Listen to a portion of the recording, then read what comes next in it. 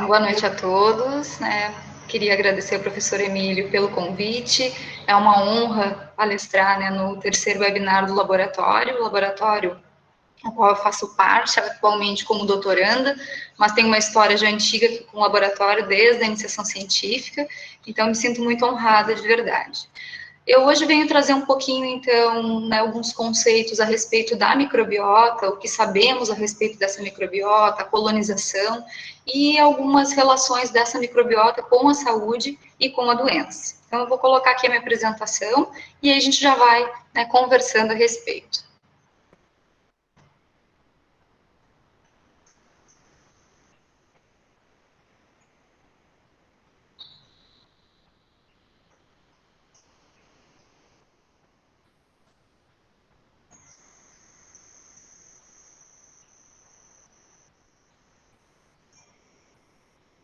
Então, o primeiro tema, né, do terceiro webinar é microbiota intestinal, onde estamos e para onde vamos.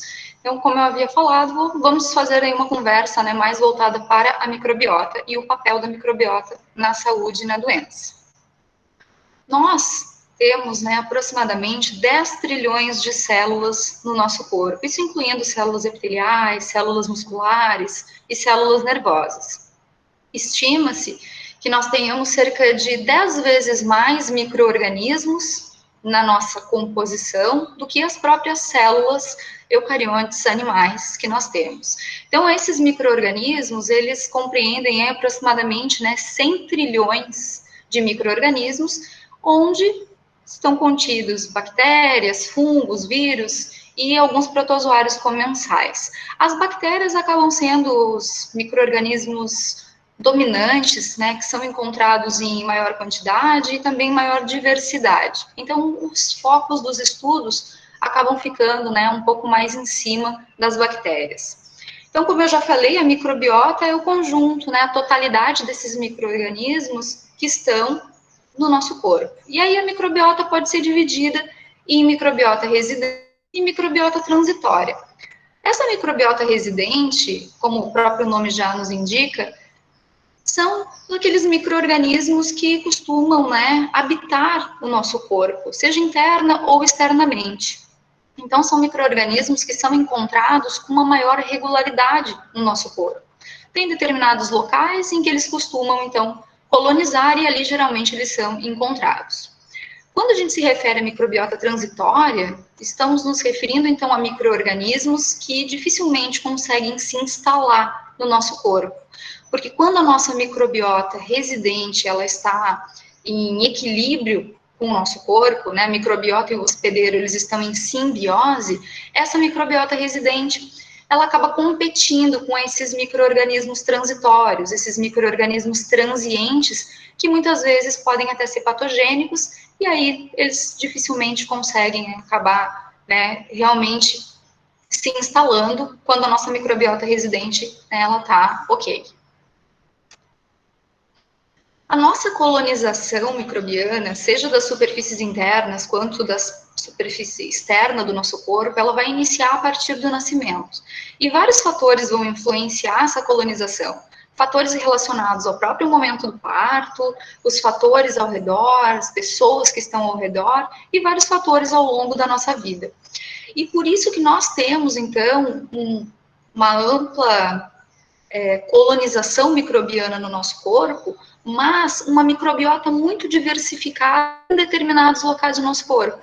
Então, essa microbiota ela é muito característica quando ela se desenvolve num determinado local. Se nós formos comparar a microbiota da nossa pele com a microbiota do nosso intestino, nós vamos perceber que existe uma certa regularidade de micro-organismos em cada um desses contextos, em cada um desses locais.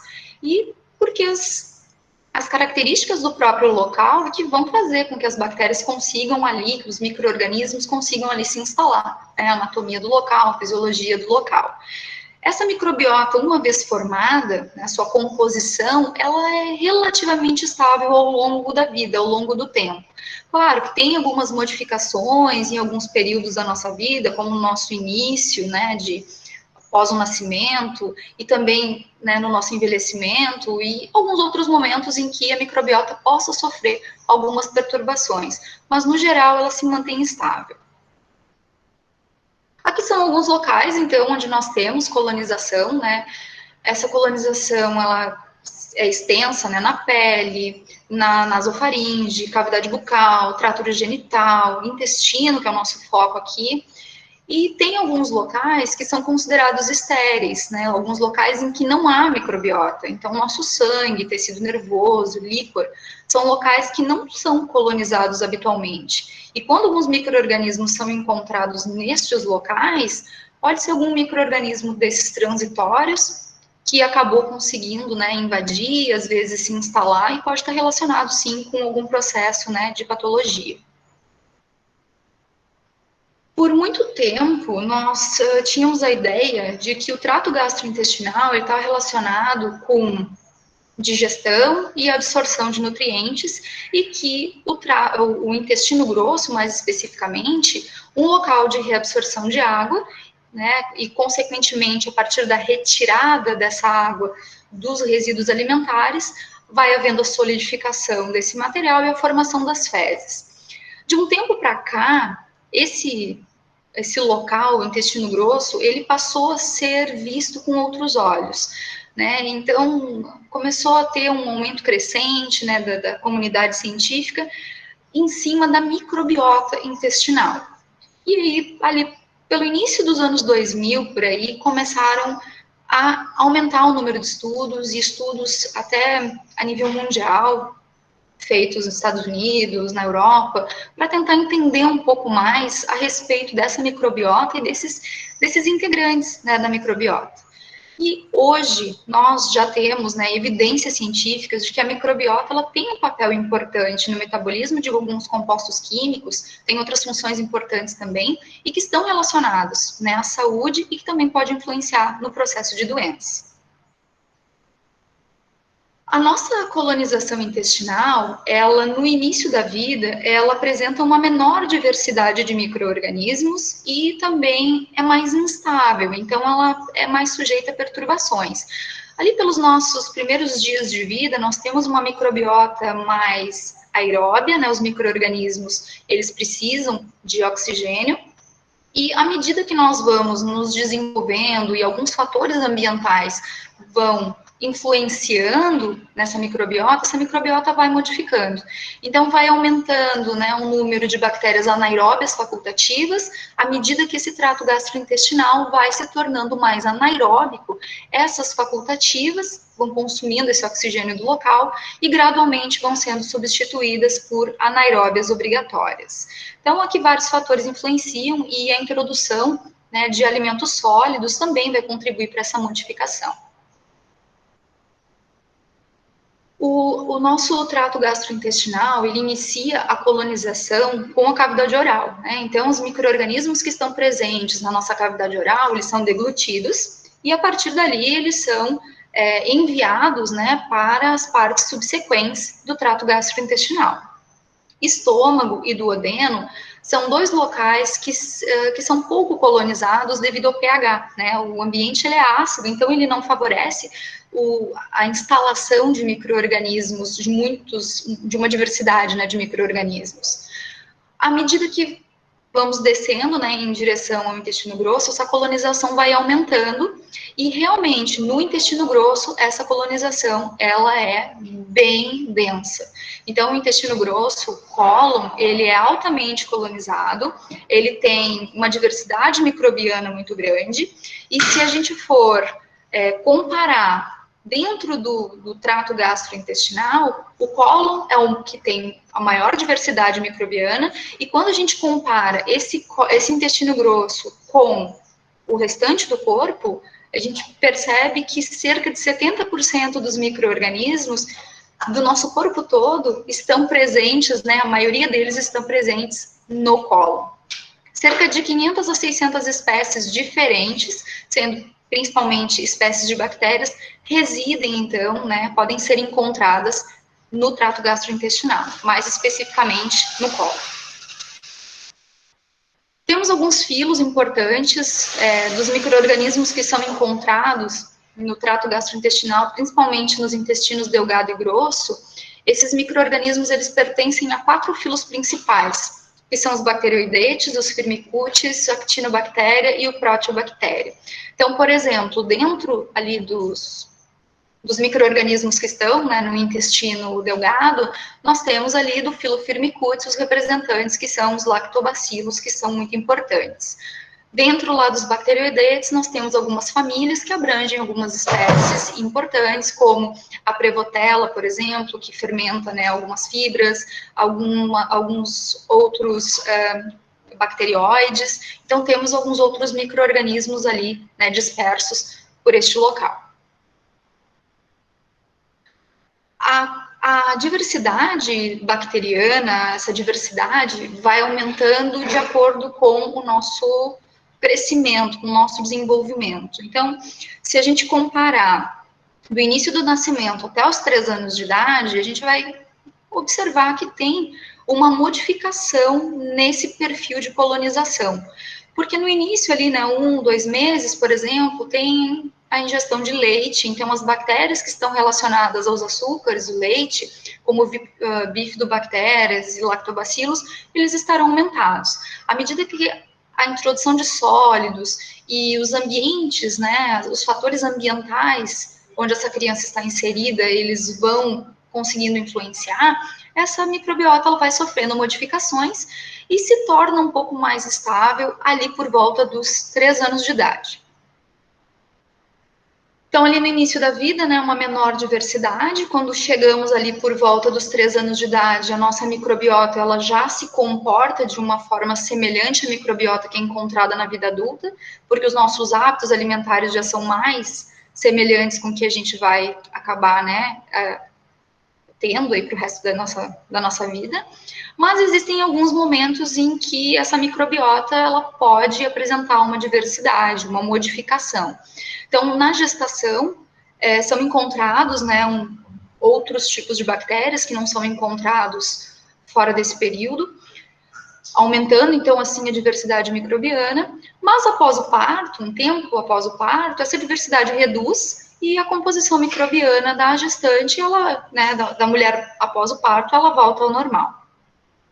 No envelhecimento, com uma idade ali acima de 65 anos, acontecem algumas mudanças na microbiota. Uma delas é a redução das bifidobactérias e, consequentemente, né, produção de ácidos graxos de cadeia curta também fica diminuída. Esses ácidos graxos, eles são bem importantes para alguns processos relacionados à saúde.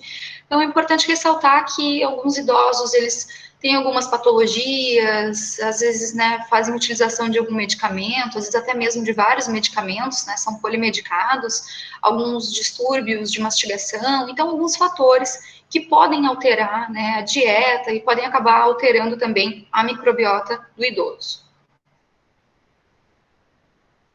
Essa diversidade microbiana, lá do nosso ambiente intestinal, ela vai ter um componente genético, né? Nós já nascemos com uma microbiota mais ou menos pré-determinada, aquilo que vai, né, como que ela vai ser, mas existem fatores ambientais muito importantes que vão influenciar, sim, nesse processo de colonização e diversidade, que incluem o nascimento, o tipo de nascimento, a nutrição neonatal, a nutrição ao longo da vida, a idade, grau de higiene do indivíduo, saneamento básico, né, uso de antibióticos ou de outros medicamentos. Então, são vários os fatores que podem acabar influenciando nessa diversidade microbiana. Alguns estudos vêm mostrando que parece, né, que nós já temos uma pequena exposição a alguns micro-organismos na nossa vida ainda intraútero. Até então, se tinha, né, o útero como um ambiente estéril, mas já foram encontrados em líquido amniótico e em placenta alguns micro-organismos. Então, acredita-se que eles possam, né, ser decorrentes de infecções vaginais, infecções periodontais e até mesmo, né, da microbiota intestinal da mãe. Porém, o mecanismo pelo qual esses micro-organismos conseguem chegar nesse ambiente intrauterino, eles ainda não são bem esclarecidos. A partir do momento do nosso nascimento, nós temos uma influência bem maior, né, desses fatores externos, né, dos fatores ambientais. Então, o tipo de parto, se é um parto vaginal, se é um parto cesariano, vai haver uma modificação da exposição às bactérias e, consequentemente, a colonização. O tipo de alimentação, se tem até 1 ano de idade, né, se tem um consumo maior de leite, bactérias que estão relacionadas a esse, né, ao leite, estarão presentes em maior quantidade. Se já tem introdução de alimentos sólidos, então outros tipos de micro-organismos já são inseridos nesse contexto da colonização. Utilização de antibióticos podem acabar causando, né, uma redução nesse número de micro-organismos. O aleitamento materno contribui com algumas bactérias benéficas e outros fatores inerentes ao próprio ambiente, né? Número de pessoas com quem a criança tem contato, se tem irmãos, se tem animais de estimação. Então, tem vários fatores que podem contribuir para o desenvolvimento dessa composição microbiana, que é única para cada indivíduo, é como se fosse uma impressão digital, né, para cada indivíduo. E também essa microbiota que pode levar, né, parece estar relacionada com a suscetibilidade aí a algumas doenças. O útero, né, nós temos essa ideia de que é um local estéril, mas, segundo alguns autores, uma pequena exposição a micro-organismos maternos já pode acontecer ainda, né, nesse ambiente antes do nosso nascimento. A primeira grande exposição microbiana do recém-nascido ocorre durante o momento do parto, e aqui nós temos duas características importantes, que é a idade gestacional e o tipo de parto.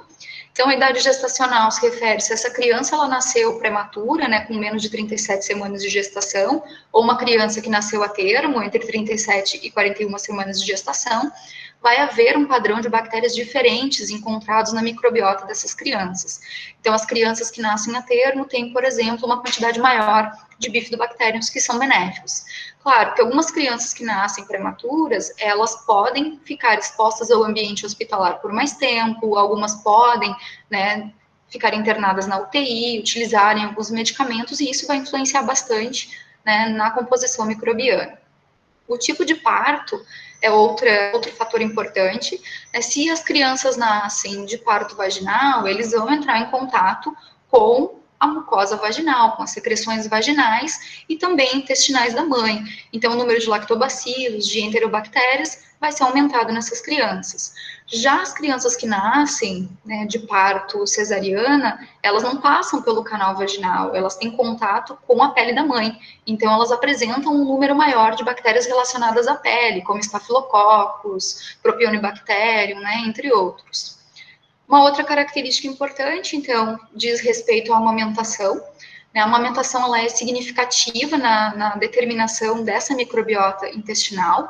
Crianças que têm uma alimentação com leite materno, elas têm um número muito aumentado de bifidobactérias e lactobacilos, que são bactérias benéficas, do que, né, as crianças que são alimentadas com fórmula infantil. E um outro fator que também é importante é a idade de introdução, né, das comidas sólidas e a quantidade de fibras ingeridas nessa alimentação.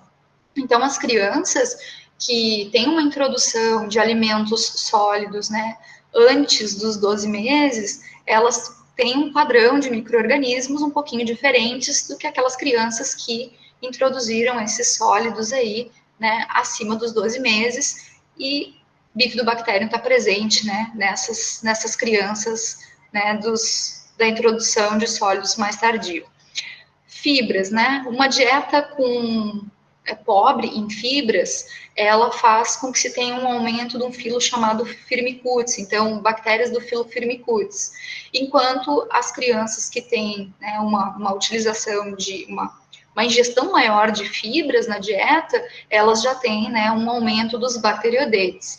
E essa relação entre os firmicutes e os bacteroidetes, ela é bem estudada em algumas populações, né, e mostra que pessoas que têm que são obesas, né, que têm sobrepeso, elas têm mais firmicutes do que bacteroidetes, e as pessoas magras costumam ter mais bacteroidetes do que firmicutes. Então, também já traz, né, uma relação desses filos, dessas bactérias com a obesidade.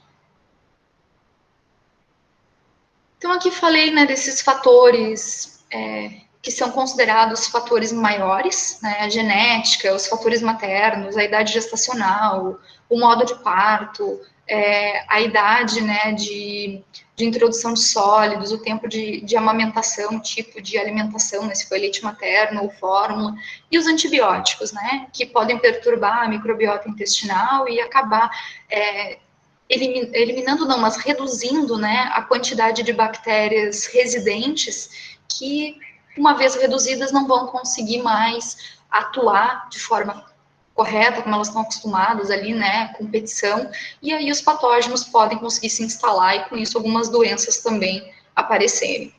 Então esses seriam aqueles fatores que são mais importantes nas modificações, né, nas alterações aí da composição microbiana.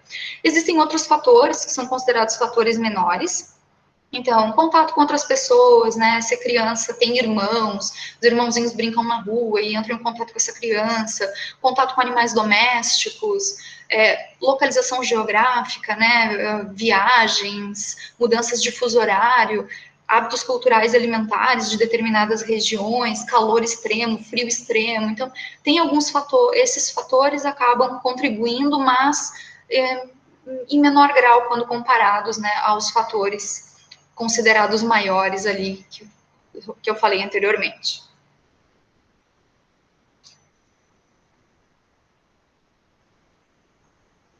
Em 2010 foi feito um estudo que comparou a microbiota de crianças, né? Então foi comparado a microbiota de crianças africanas com crianças italianas. E após, né, o estudo da microbiota presente nas fezes dessas crianças, foi observado que as crianças africanas que moravam numa região mais rural e que tinham uma dieta mais estilo vegetariana, com bastante fibras, sementes e vegetais, elas tinham um aumento de bacteroidetes e uma redução dos firmicutes, né, que estaria mais relacionado com pessoas magras, e uma presença de bactérias Prevotella, que são bactérias que fermentam fibras. Já as crianças italianas, né, que tinham, né, residiam em área urbana de Florença, na Itália, tinham uma dieta hiperlipídica, pobre em fibras, mostraram, né, uma inversão no padrão de bacteroidetes e firmicutes, né, menos bacteroidetes, mais firmicutes, o que é mais compatível, né, com essa dieta ocidental que tende aí mais para obesidade. Além das diferenças na microbiota, as crianças africanas apresentaram níveis aumentados de ácidos graxos de cadeia curta, que são produtos da fermentação das bactérias e são benéficos, né, para a saúde. Então, o que a microbiota intestinal faz? Ela faz proteção contra patógenos externos, né, por competição por nutrientes, produção de substâncias que funcionam como antibióticos, e essa competição ela pode ser direta ou ela pode ser indireta. Então, numa competição direta, por exemplo, né, as bactérias residentes, as bactérias comensais, elas vão utilizar os nutrientes para que eles não fiquem disponíveis para as patogênicas, e aí as patogênicas não conseguem se instalar, há uma competição por nutrientes. Presença de bacteriófago, por exemplo, que é um vírus que infecta bactérias como parte do seu ciclo de vida, então ele, para poder fazer replicação viral, só que quando a progenie viral sai de dentro da bactéria, a bactéria morre, então ele acaba infectando as patogênicas e elas morrem. Produção de algumas substâncias que funcionam como antibióticos, como bacteriocinas, os próprios ácidos graxos de cadeia curta também, né, vão ter um papel de inibição dessa instalação e desenvolvimento dos patogênicos, e alguns mecanismos indiretos, onde as bactérias, né, simbiontes, as nossas bactérias residentes, elas vão produzir o butirato, que é um ácido graxo de cadeia curta, que reduz o ambiente, né, reduz a quantidade de oxigênio e dificulta, né, a colonização. O reconhecimento de estruturas associadas aos patógenos que vão interagir com receptores presentes no nosso epitélio intestinal e vão, então, acabar ativando a imunidade inata e a produção de algumas moléculas, né, de algumas interleucinas que funcionam como antimicrobianos e também as imunoglobulinas. Então, esses são mecanismos pelos quais há uma resistência à colonização dos patógenos, né? Eles acabam tendo uma dificuldade de conseguir se instalar. Outra função, então, da nossa microbiota intestinal é a modulação do sistema imune, né? Então, produção de IgA, modulação de vias pró-inflamatórias, entre outras funções. Quando nós nascemos, nós já temos desenvolvido o nosso sistema linfóide associado às mucosas do trato gastrointestinal. Então, lá no intestino, a gente já nasce com as placas de Peyer ou com os linfonodos mesentéricos. Então, esses locais, eles servem como pontos importantes para o reconhecimento, né, daquilo que é próprio e o que não é próprio do nosso organismo. Aqui, nesse processo de estimulação do sistema imunológico, a gente tem uma participação muito importante das células dendríticas. Essas células dendríticas, dependendo do local, do microambiente, elas podem atuar de uma forma ou de outra. Então, quando essas células dendríticas elas estão em um local onde tem uma homeostase, né, tá tudo perfeitinho, interações entre né, a microbiota e o hospedeiro, estão tudo certinho, né, essa simbiose, ela vai fazer com que o nosso organismo tolere os antígenos que são das nossas bactérias comensais. Mas, quando a gente já tem um ambiente onde já não está, né, tão equilibrado assim essa situação, as células dendríticas vão estimular, então, a imunidade e a inflamação. Então, essas células dendríticas, elas fazem um papel muito importante para que o nosso intestino, ele consiga reconhecer, né, aquilo que pode habitar ali, ou seja, as bactérias comensais, e não eliminar essas bactérias comensais, e perceber quais são as bactérias que são patogênicas e que estão relacionadas, né, a processos patológicos, a doenças. Então, ele vai acabar controlando, né, o que é patogênico não deve ficar, então vamos acionar a imunidade para tentar eliminar. Uma outra função da microbiota intestinal é o metabolismo de compostos indigeríveis, com produção, né, de alguns componentes importantes, como produto dessa fermentação. E aqui a gente pode citar os ácidos graxos de cadeia curta. Também é importante, a microbiota, ela consegue sintetizar algumas vitaminas, como vitamina K e vitamina do complexo B. E essa microbiota, ela consegue, ela possui, né, enzimas que conseguem fazer processos que nossas enzimas não conseguem fazer. Então, por isso que é muito importante.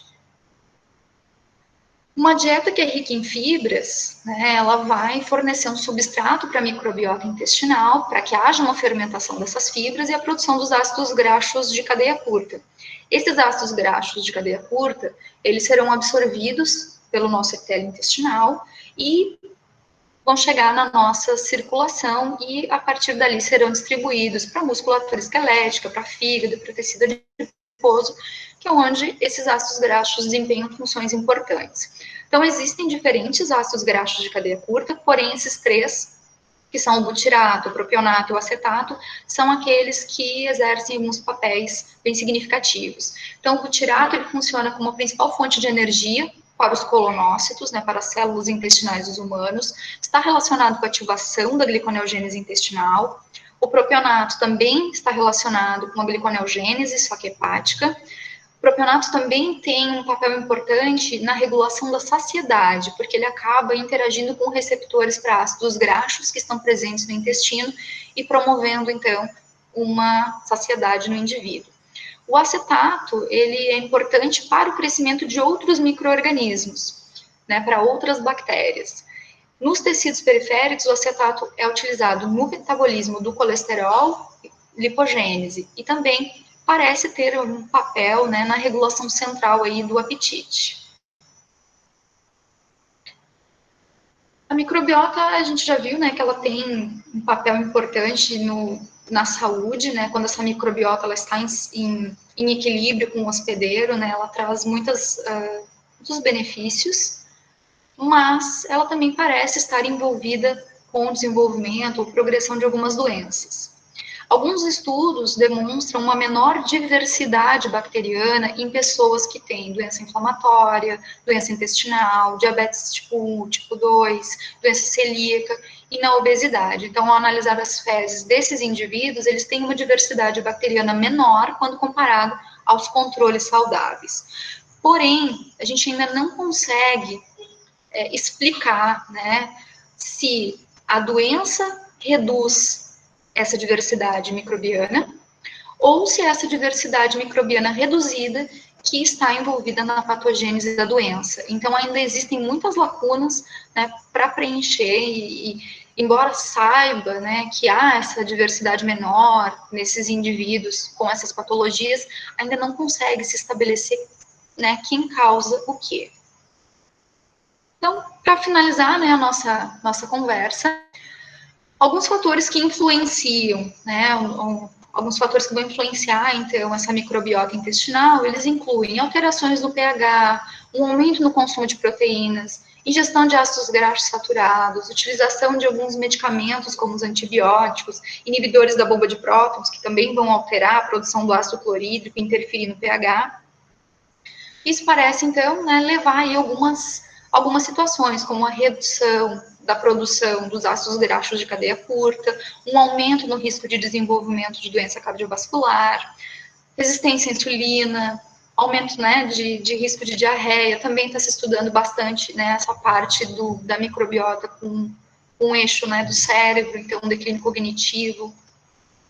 Já, por outro lado, quando o indivíduo ele tem uma dieta mais equilibrada, rica em fibras, consome probióticos regularmente, ele parece ter, então, um aumento dos ácidos graxos de cadeia curta, uma melhora no metabolismo lipídico, uma redução dos processos de inflamação intestinais, sensibilidade à insulina e um menor risco de desenvolvimento de algumas infecções. Então, a gente pode dizer que os micro-organismos intestinais, eles são essenciais para muitos aspectos da saúde humana, incluindo os aspectos imunológicos, metabólicos e neurocomportamentais. Então, a microbiota, ela está integrada no processo da saúde, mas parece, né, também estar relacionada aí com alguns processos patogênicos, ainda não muito bem elucidados, não muito bem descritos. Muito obrigada.